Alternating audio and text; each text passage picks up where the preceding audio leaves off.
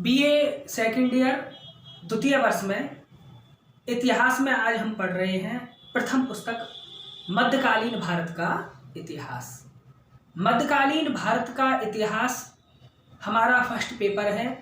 100 अंकों का यह पेपर होगा। पेपर 2 भागों में डिवाइड होगा। पहला भाग जो है ए पार्ट, उसमें 12 शॉर्ट टाइप क्वेश्चन आएंगे जिनमें से विद्यार्थी को कोई से भी 10 क्वेश्चन करने हैं। एक क्वेश्चन 4 अंक का होगा। एक क्वेश्चन जो है 4 अंक का होगा। टोटल जो ए भाग है वो 40 अंक का और बे भाग जो है वो 60 अंक का। तो हमारा जो पार्ट पेपर फर्स्ट है वह टोटल होगा 100 अंक का। इतिहास के अंतर्गत हमको 2 पुस्तकें पढ़नी है। पहली पुस्तक है मध्यकालीन भारत का इतिहास, दूसरी पुस्तक है भारत के सांस्कृतिक इतिहास की मुख्य प्रवृत्तियां। तो जो प्रथम पुस्तक है आज उसका हम एक पहला चैप्टर स्टार्ट कर रहे हैं, मध्यकालीन भारतीय इतिहास के स्रोत। मध्यकालीन जो भारत का इतिहास है उसको 2 भागों में बांटा गया है, सल्तनत काल और मुगल काल। सल्तनत कालीन साहित्यिक स्रोतों को हम पढ़ रहे हैं। सल्तनत कालीन साहित्यिक स्रोतों में पहली पुस्तक आती है, सल्तनत कालीन साहित्यिक स्रोतों के अंतर्गत पहली पुस्तक हम पढ़ रहे हैं ताज उल मासिर। ये वो साहित्यिक ग्रंथ हैं जिनसे हमें मध्यकालीन भारतीय इतिहास की जानकारी मिलती है या सल्तनत कालीन भारतीय इतिहास की जानकारी मिलती है। तो ताज उल मासिर जो ग्रंथ है इसका लेखक था हसन निजामी। हसन निजामी ने ताज उल मासिर ग्रंथ की रचना की। इस पुस्तक में 1229 ईस्वी तक के इतिहास का वर्णन मिलता है।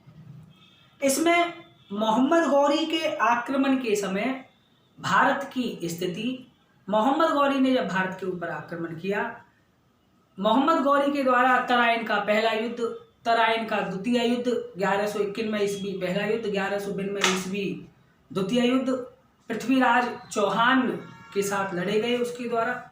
तो मोहम्मद गौरी के आक्रमण के समय की स्थिति, कुतुबुद्दीन ऐबक जो मोहम्मद गौरी का गुलाम था उसके कार्य और इल्तुतमिश के प्रारंभिक कार्यों की बहुत अच्छी जानकारी मिलती है। अजमेर नगर की समृद्धि तथा तत्कालीन स्थिति का भी हसन निजामी ने इस पुस्तक में अच्छा प्रकाश डाला है। और सबसे बड़ी बात कि इस पुस्तक में जो सबसे बड़ी बात है वो यह है कि कुतुबुद्दीन के पुत्र और उसका उत्तराधिकारी जो था आराम शाह, उसके बारे में कोई भी जानकारी नहीं मिलती है। इस ग्रंथ में युद्धों के साथ साथ तत्कालीन मेले और मनोरंजन के साधनों का भी उल्लेख किया गया है। सल्तनतकालीन सामाजिक स्थिति को जानने का यह एक बहुत अच्छा साधन भी है।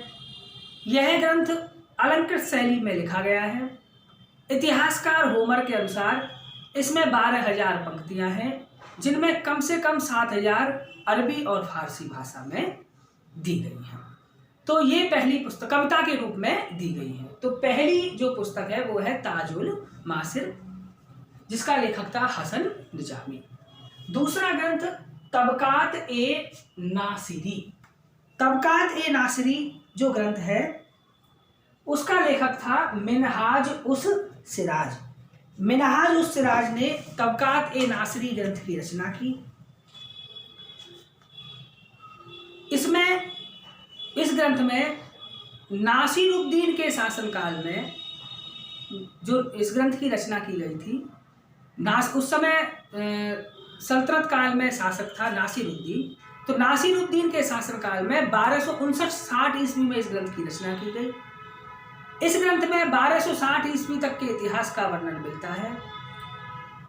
राजनीतिक घटनाओं के साथ साथ सांस्कृतिक इतिहास जानने का यह एक महत्वपूर्ण साधन है। फरिश्ता ने इस ग्रंथ को उच्च कोटि की शानदार रचना कहा है। हालांकि कुछ दोष भी हैं इस पुस्तक में, लेकिन कुछ दोषों के होते हुए भी यह ग्रंथ ऐतिहासिक दृष्टि से एक महत्वपूर्ण ग्रंथ है। यह प्राकृतिक शैली में लिखा गया है और इसकी भाषा बड़ी ही शुद्ध है। अगली पुस्तक है तारीख ए फिरोज शाही। तारीख ए फिरोज शाही, इस पुस्तक का लेखक था जियाउद्दीन बर्नी। जियाउद्दीन बर्नी ने तारीख ए फिरोज शाही ग्रंथ की रचना की। इस ग्रंथ को उसने 1357 ईस्वी में लिख करके पूरा किया।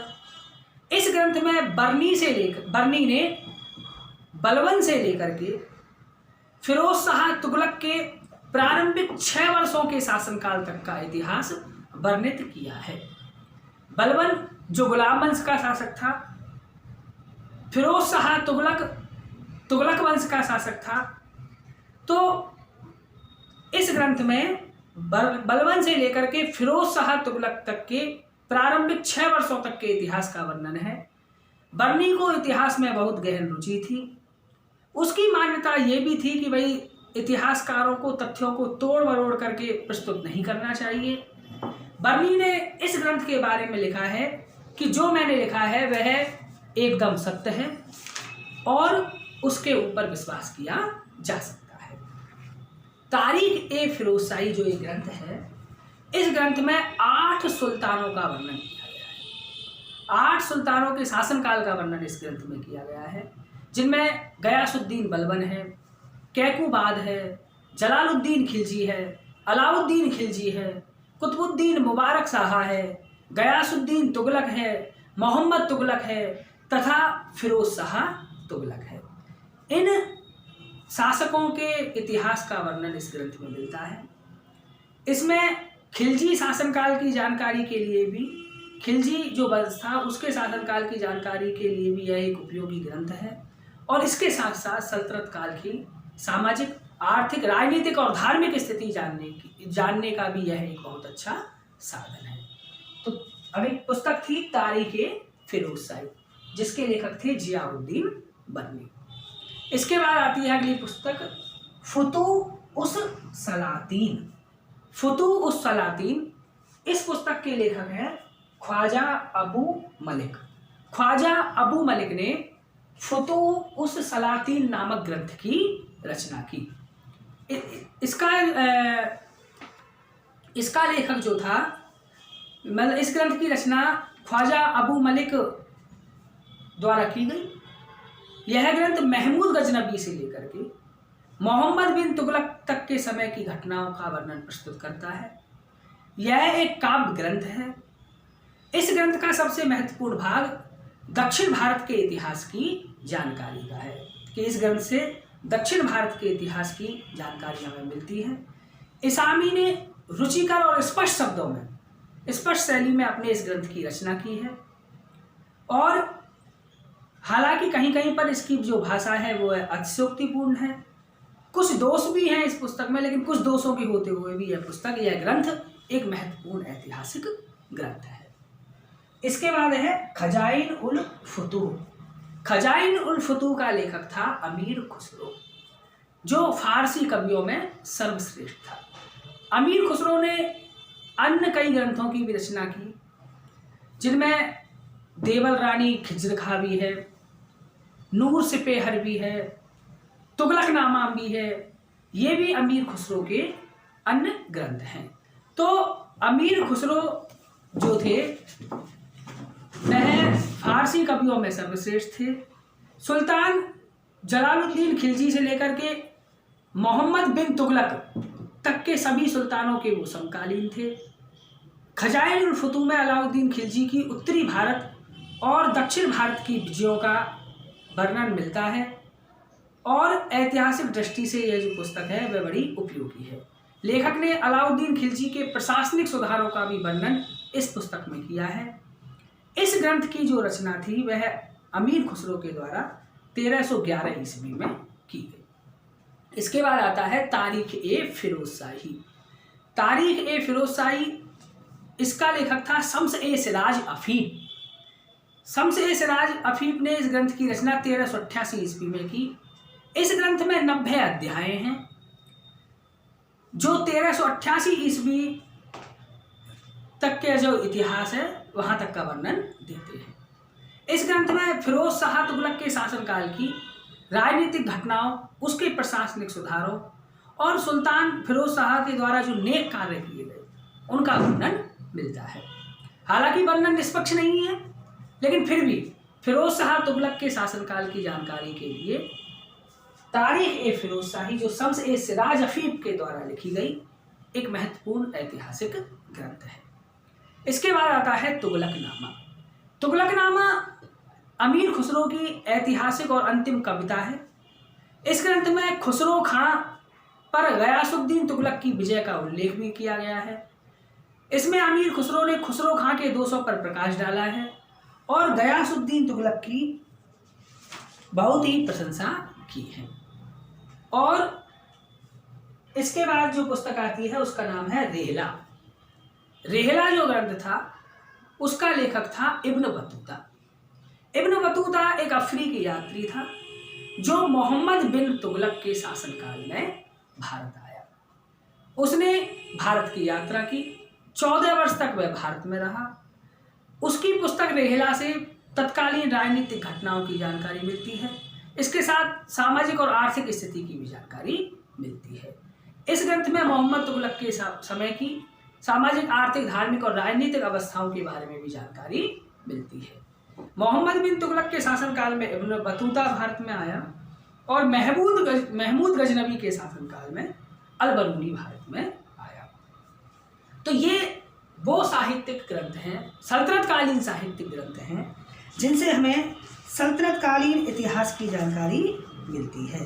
हालांकि इसमें कई पुस्तकें और भी हैं जिनमें एक तरीके से अरबों की सिंध विजय का जो उल्लेख करती है, जिनमें चशनामा भी एक ग्रंथ आता है। तो ये ऐसे ऐतिहासिक ग्रंथ जिनसे और सल्तनतकालीन इतिहास की जानकारी मिलती है। मुगलकालीन इतिहास की जानकारी के स्रोतों के लिए हम अगली वीडियो में आपको बताएंगे। तो मध्यकालीन भारत का इतिहास और उसका आज हम चैप्टर पढ़ रहे हैं मध्यकालीन भारतीय इतिहास की जानकारी के स्रोत, जिनमें सल्तनतकालीन साहित्यिक स्रोत। तो ताज उल मासिर इस ग्रंथ का लेखक था हसन निजामी। तबकात-ए-नासिरी इसका लेखक था मिनहाज उस सिराज। तारीख ए फिरोज शाही इसका लेखक था जियाउद्दीन वर्नी। फुतूह उस सलातीन इसका लेखक था ख्वाजा अबू मलिक। खजाइन उल फुतूह इसका लेखक था अमीर खुसरो। तारीख ए फिरोज शाही इसका लेखक था शम्स ए सिराज अफीफ। तुगलकनामा जो अमीर खुसरो के द्वारा लिखी गई और रेहला इब्न बतूता के द्वारा लिखी।